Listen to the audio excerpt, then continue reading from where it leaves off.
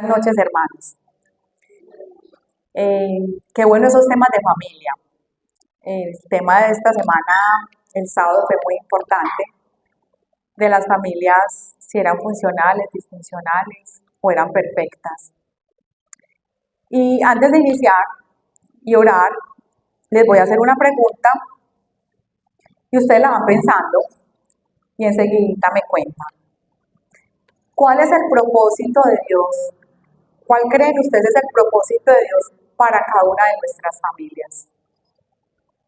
Vamos a orar. Señor amado Padre, Rey que estás en los cielos, como escuchábamos la canción, tú enviaste a Jesucristo, a tu amado Hijo, para traer a este mundo redención. Gracias te damos por tu Hijo Jesucristo, por su obra en la cruz y por tu Santo Espíritu. Tú eres realmente el Padre más amoroso que tenemos. Aquí en la tierra no hay nadie que se pueda comparar contigo. Y yo creo que este es un tiempo para agradecer, Señor, porque tú eres abundante en misericordia y en gracia, aún para aquellos familiares que no son tan cercanos, ni son tan agradables para nosotros. Pero ahí estás tú, Señor, para traer salvación a cada uno de ellos. Hoy presentamos este tiempo, Señor. Ministra nuestras vidas, nuestro corazón, nuestra mente. Que salgamos conectados con tu palabra. Pero más que eso, Señor, salgamos a hacer tu palabra allí en nuestras casas. Te lo pedimos en el nombre de tu Hijo Jesucristo. Amén y amén. Bueno, ahora sí los escucho. ¿Cuál creen ustedes es el propósito de Dios para cada una de sus familias? La salvación. ¿Qué más creen? Hay muchos propósitos para formar una sociedad, para glorificarlo. ¿Cuál otro propósito se imaginan? ¿Por qué Dios creó la familia? Para que haya unidad. El pasaje que a continuación vamos a estudiar juntos es un pasaje donde se encuentran dos propósitos para la familia, pero las escrituras están llenas de muchos propósitos para la familia. El principal es traer salvación y redención, pero detrás de todo eso vienen otros propósitos. Les invito a que vamos al Evangelio de Lucas, al capítulo 4, y vamos a leer del versículo 38 al 41.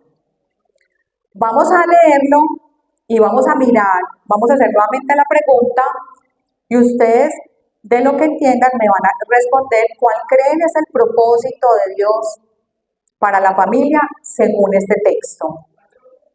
4 del 38 al 41. El título de esta enseñanza es El propósito de Dios para la familia. Dice la palabra de Dios. Entonces Jesús se levantó y salió de la sinagoga y entró en la casa de Simón.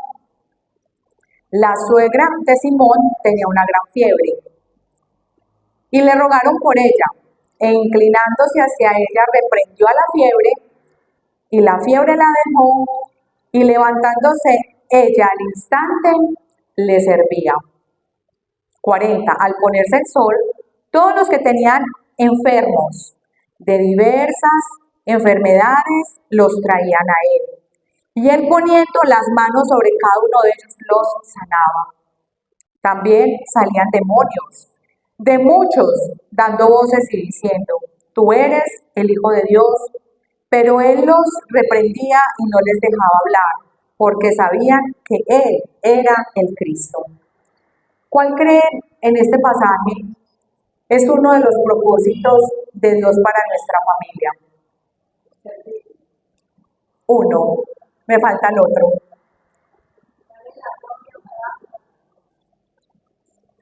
¿Qué más sería? Libertad. Entonces, vamos con servicio, que es uno, y el otro.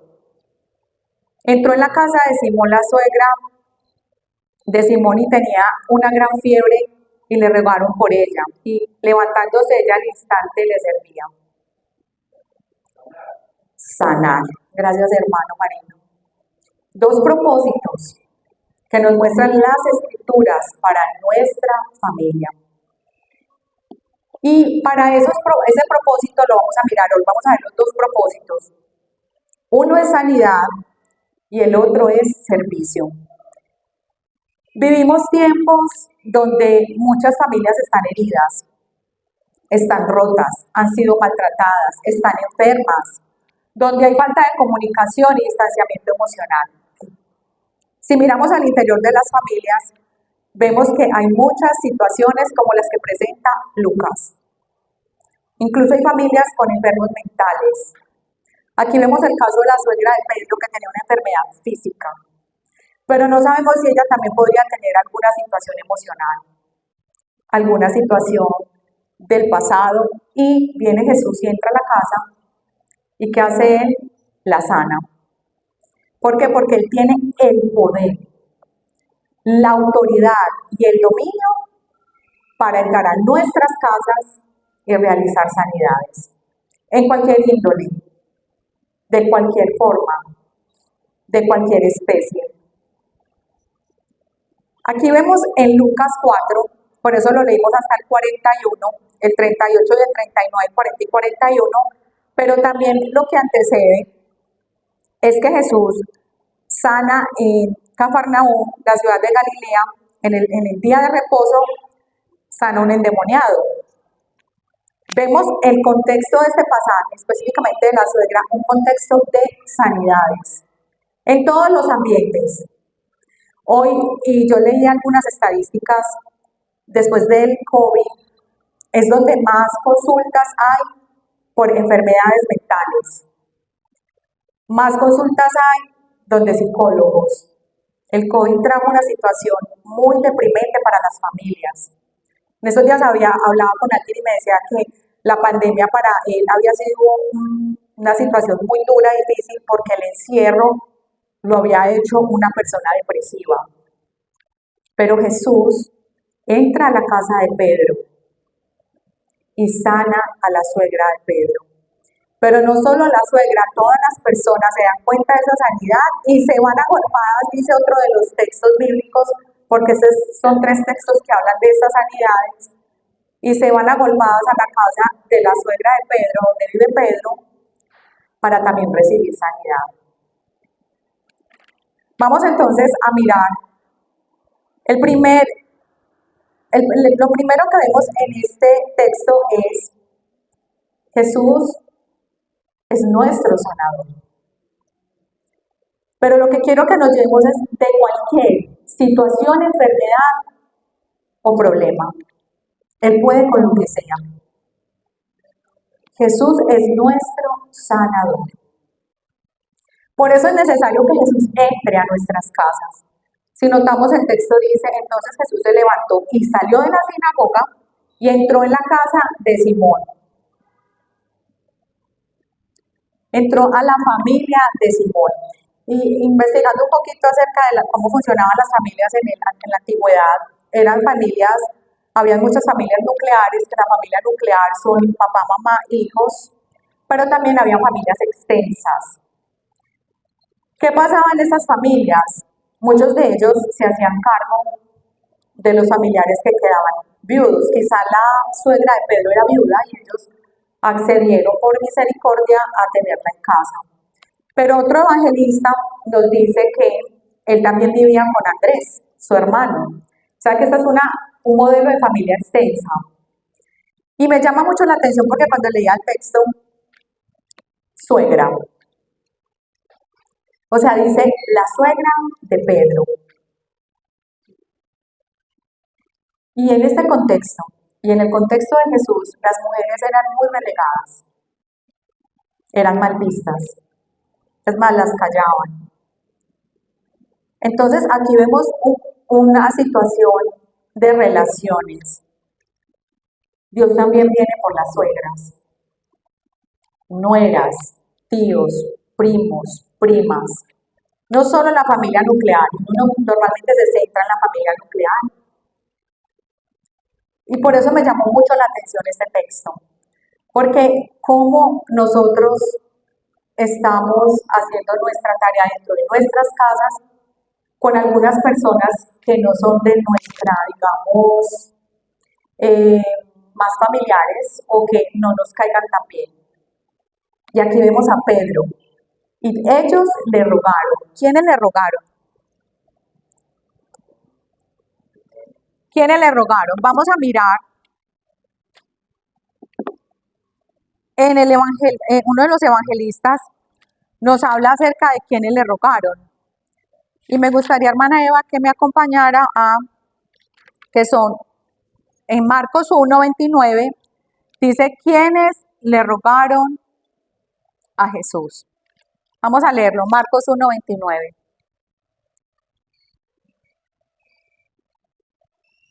Tan pronto como salieron de la sinagoga, Jesús fue con Jacobo y Juan a casa de Simón y Andrés.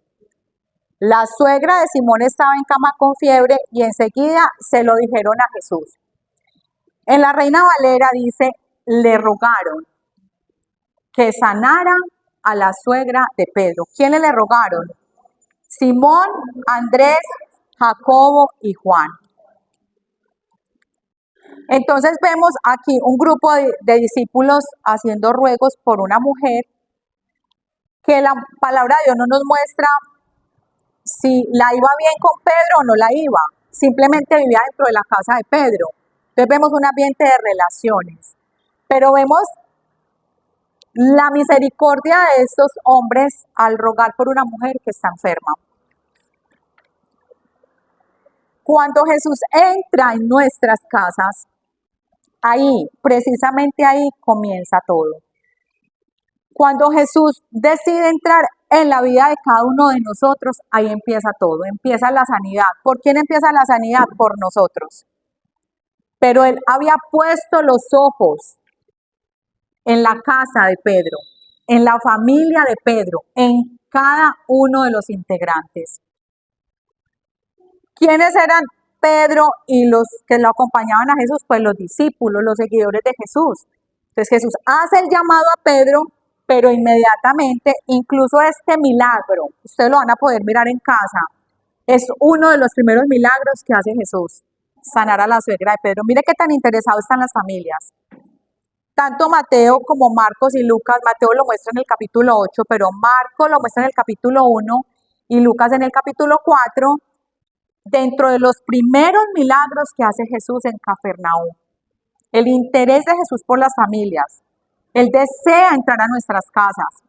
¿Y cómo se logra eso? A través de nuestro testimonio, a través de nuestro servicio dentro de esa casa y de nuestra misericordia. La gente va a poder ver que Jesús entró a la casa.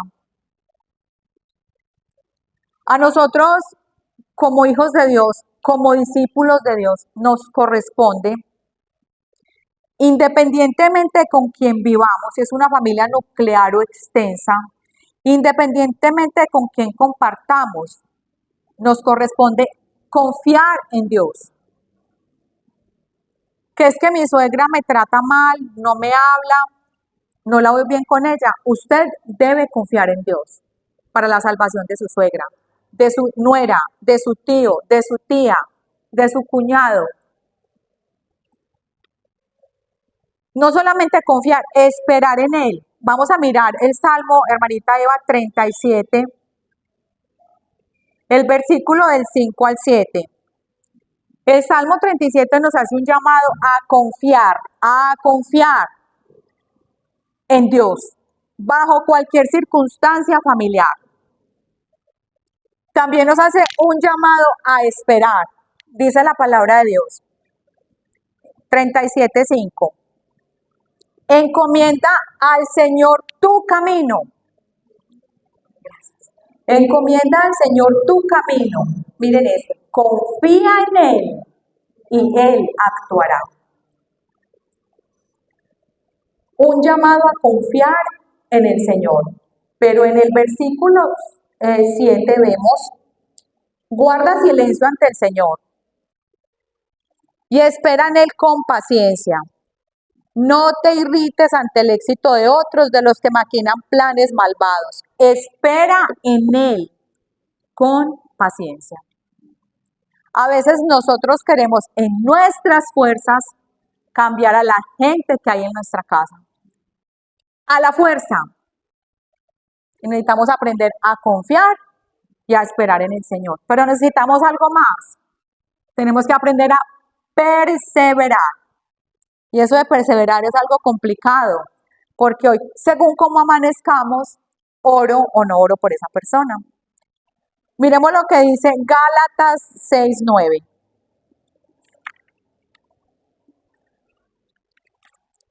Este es un pasaje muy especial porque habla de cansancio. Y dice, no nos cansemos. Gálatas 6:9. 6. Dice la palabra de Dios. No nos cansemos pues de hacer el bien, porque a su tiempo segaremos, si no desmayamos. Gálatas 6:9 dice, no nos cansemos de hacer el bien, porque a su tiempo segaremos si no desmayamos. El problema es cómo está nuestro tiempo devocional con Dios y cuánta confianza estamos teniendo en el Señor. Si somos como el electrocardiograma que unas veces tiene picos altos y luego bajos, si somos de los que desmayamos con facilidad y nos desanimamos porque no vemos cambios en casa, entonces ahí ya empezamos a fallar. Lo que la palabra de Dios nos dice y nos llama es a hacer el bien siempre, con las personas que vivamos dentro de la casa. Hay una ilustración maravillosa en las Sagradas Escrituras y nos la muestra Génesis con Noé.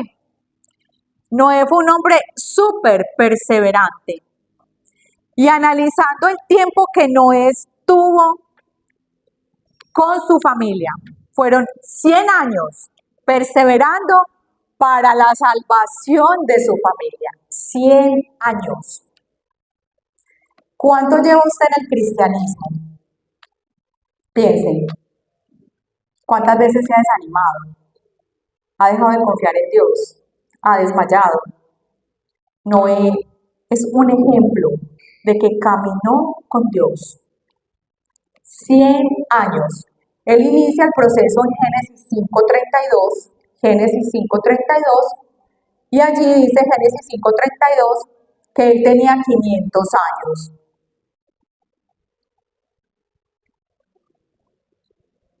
Dice, Noé ya había cumplido 500 años cuando fue padre, allí nacen sus hijos, Sem, Can y Jafet.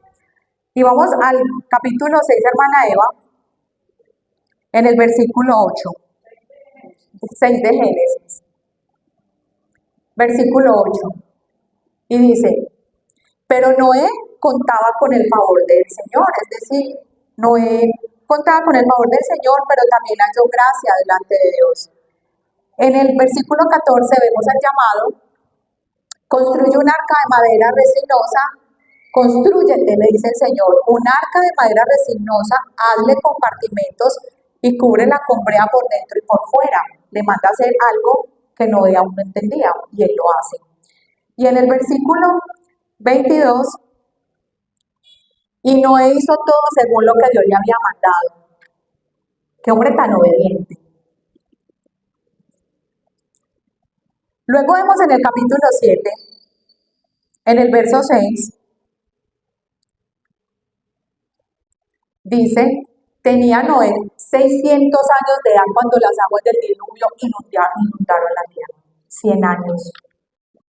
Desde el momento en que nacen los hijos, hasta que entran al diluvio, fuera del diluvio, dentro del arca, Noé estuvo con su familia, perseverando, 100 años. Y si ese fuera nuestro caso.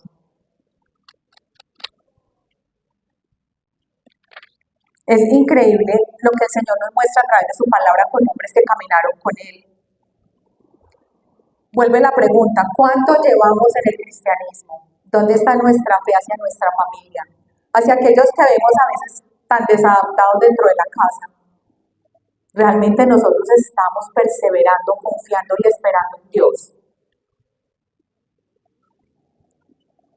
Este es algo muy interesante lo que el Señor hace cuando entra a la casa de la suegra de Pedro. Y vuelvo y le repito, esa palabra suegra es una palabra o el nombre de la persona, no lo da, pero suegra como tal suena a veces un poquito distante porque nosotros no quisiéramos tener la suegra cerca, muchos, pero Dios sí estaba pensando en ellas, está pensando en ellas, en los suegros, en las nueras, en todos. Lo segundo que vamos a ver dentro de que lo que Jesús quiere y el propósito que tiene primero es sanar. Entonces, lo primero que vemos es que Jesús entra a nuestras vidas, entra a nuestras casas con el propósito de reinar en cada uno de los corazones que allí hay. Y lo segundo que vemos es que no deje de rogar por su familia, ni un solo día.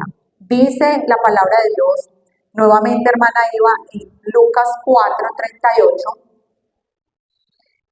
la parte B, la suegra de Simón tenía Lucas es médico, por eso escogí este texto, una gran fiebre, ella estaba muy enferma.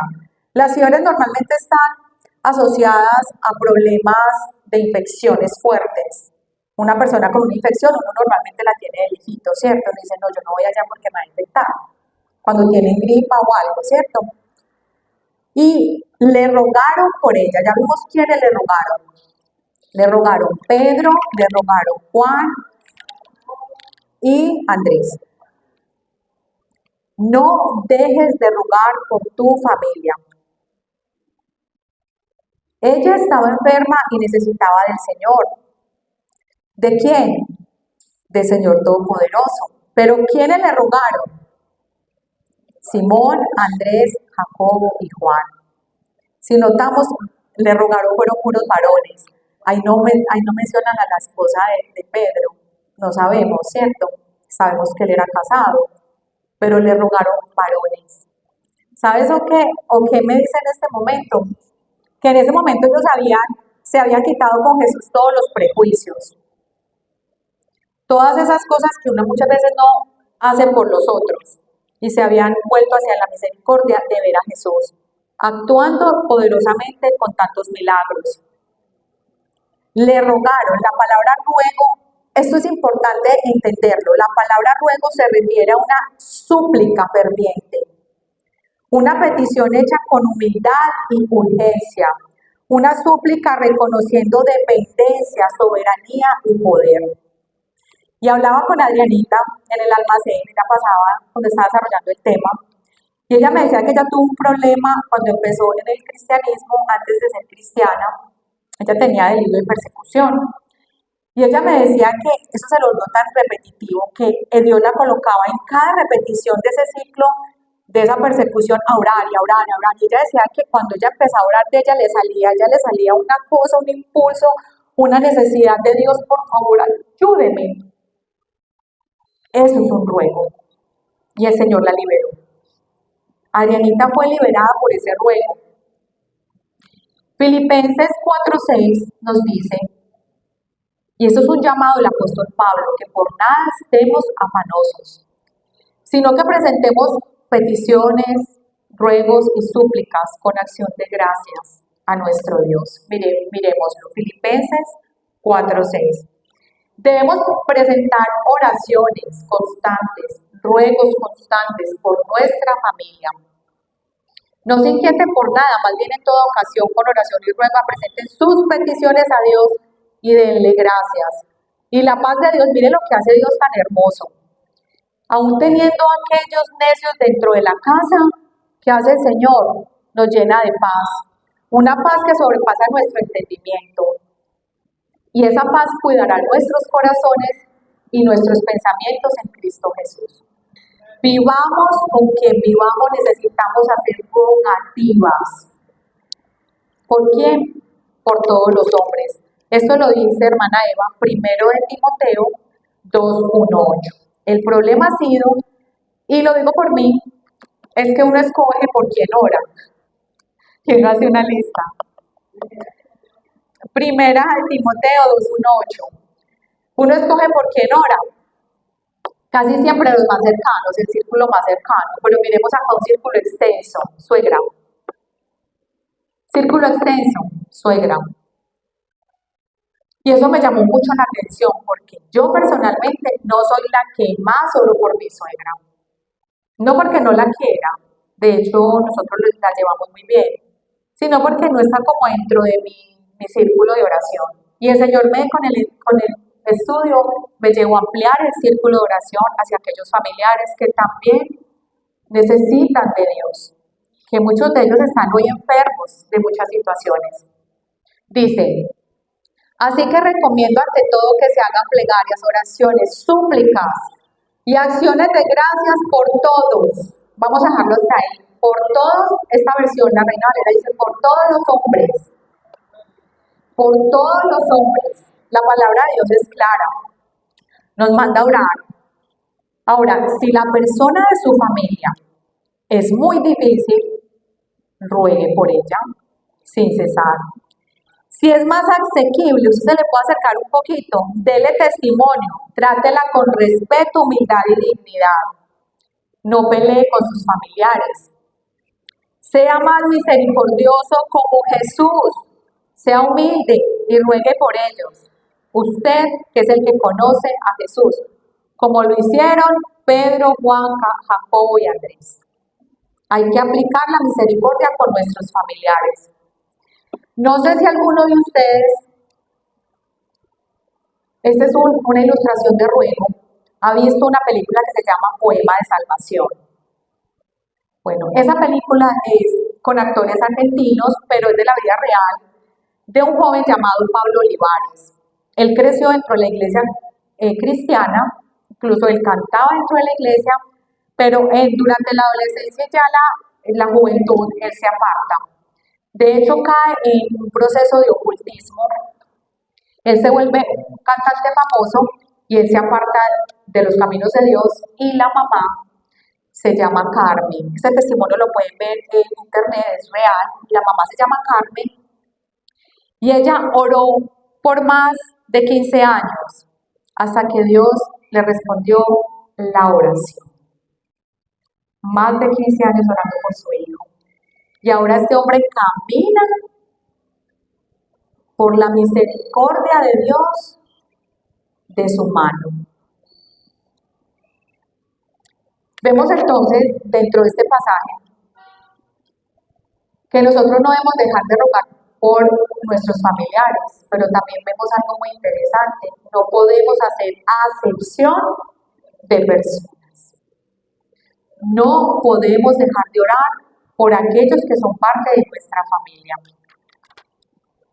Lo tercero que quiero que veamos es, usted no cambia a su familiar.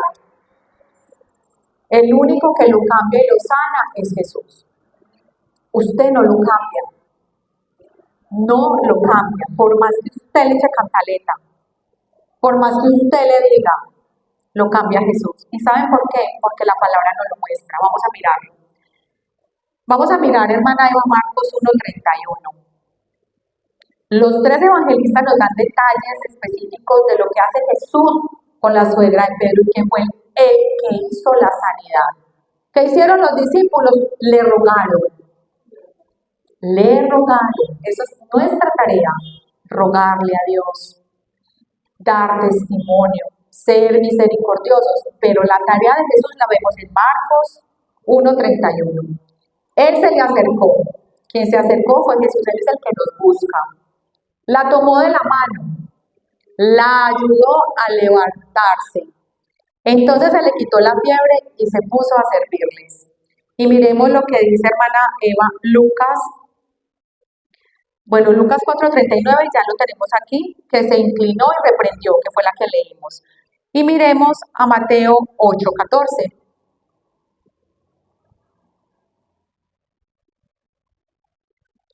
Dice 14:15, le tocó la mano, mire qué hermosura, y la fiebre se le quitó. Luego ella se levantó y comenzó a servirle. ¿Qué hizo Jesús?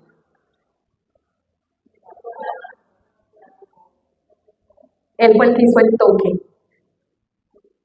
Nosotros no cambiamos a nadie en la casa. Él la tocó y la fiebre se le quitó. La fiebre aquí puede ser en nuestro ambiente espiritual una enfermedad terrible para un familiar, una situación de alcoholismo, una situación de drogadicción, una situación de problemas mentales. ¿Qué necesitamos? El toque de Jesús en nuestras casas. Eso es lo que necesitamos. Y no solamente que los toque, que los levante. Hermanos, Él tiene el poder para levantar al caído. Esta fiebre de la suegra de Pedro deja ver un estado de impotencia, un estado de necesidad de un médico, un estado de dependencia, un estado de malestar. Muchos de nuestros familiares hoy están viviendo en ese estado, con amargura en el corazón, con falta de sanidad, con falta de perdón. Y nosotros nos ponemos a pelear con ellos, siendo cristianos. ¿Qué necesitamos? Rogarle al Señor que les haga un toque sanador. La pregunta es, ¿cuál es el estado de tu familia? ¿En qué situaciones se encuentra hoy? Estando en la plaza de Envigado el lunes con el pastor Arminio y con los de Escuela de Predicadores, por eso el toque lo hace el Señor. Se nos acercó un policía y el policía nos entregó una información de extorsiones y cosas y estamos pues ahí leyendo, tenemos la palabra, había una agenda con el nombre de la iglesia, estamos ahí, cuando él nos dice, es que ustedes pertenecen a qué. El pastor dijo, a la iglesia cristiana, casa de Dios, les mostramos la iglesia y nos empezó a contar el testimonio, porque el toque lo hace Jesús, no nosotros.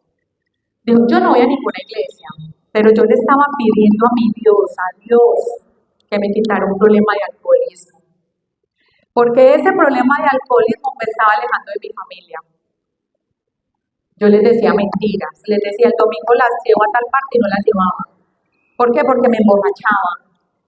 Y yo sabía y me dolía, yo sabía que si seguía así iba a perder mi familia. De hecho la esposa le dijo, si usted sigue así, usted no va a perder. Y se mete ese hombre con el Señor y a orar y a pedirle en su manera, con misericordia, que le ayudara. Y nos contó que llevaba 2 años sin tomarse un trago. Y el pastor nos dijo, el Señor ya hizo el toque. Este hombre necesita ser discipulado. El pastor le presentó la iglesia, le contamos que estábamos acá, que nos reuníamos qué días, y ya esperar en que el Señor haga y lo traiga, ¿cierto? Entonces vemos cómo el que hace el toque es el Señor, no nosotros. No forcemos a nuestra familia. Dejemos que el Señor haga el toque. Lo segundo que vemos entonces, lo primero que vemos es la sanidad en la casa, la sanidad que hace Jesús, y vemos estos puntos. Y lo segundo que vemos es que el segundo propósito es servicio. Y dice la palabra de Dios en Lucas, y levantándose ella al instante le servía. ¡Qué belleza! Y ese es el propósito finalmente, hermanos, que el Señor tiene con nuestra familia. Sanarlos, pero que también ellos les sirvan. ¿Qué necesitamos hacer nosotros? Orar con una devoción constante y ferviente por nuestra familia. Darles testimonio y tener misericordia. 2 propósitos que encontramos en este pasaje para nuestras familias, una sanidad integral y un servicio en el reino de Dios. Como conclusión, Dios quiere extender su bendición a nuestra casa. Él está interesado en la sanidad de cada uno de los integrantes, llámese familia nuclear o extensa. Él puede tocar, levantar y reprender. Confiemos en Él, esperemos en Él y perseveremos más en oración y ruego y seguramente veremos la gloria de Dios en nuestra familia. Démosle un aplauso al Rey de Reyes, Señor.